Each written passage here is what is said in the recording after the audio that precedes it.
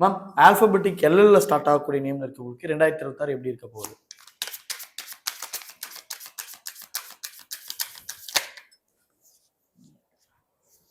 L இல்லைங்களா?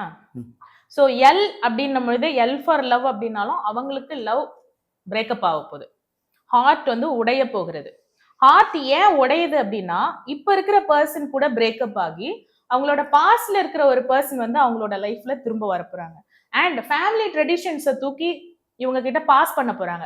அதாவது ஃபேமிலியோட சொத்தாக இருக்கட்டும், ஃபேமிலியோட அடுத்த நிலை பொறுப்பாக இருக்கட்டும், இது எல்லாமே இவங்க ஏத்துக்கணும் அப்படின்றது வந்து இந்த 2026 ஒரு பொறுப்பு வந்து ஏத்துக்க போறாங்க.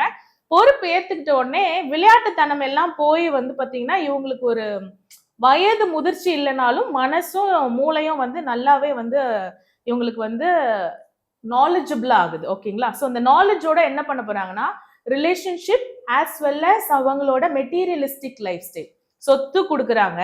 ஒரு ரிலேஷன்ஷிப் உடஞ்சி இன்னொரு ரிலேஷன்ஷிப் வந்து பாஸ்ட் வருது.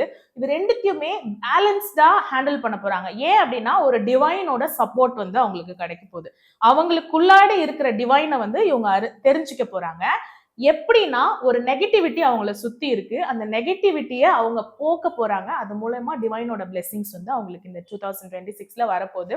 ஸோ இவங்களுக்கு பியூட்டிஃபுல்லா இருக்கு 2026.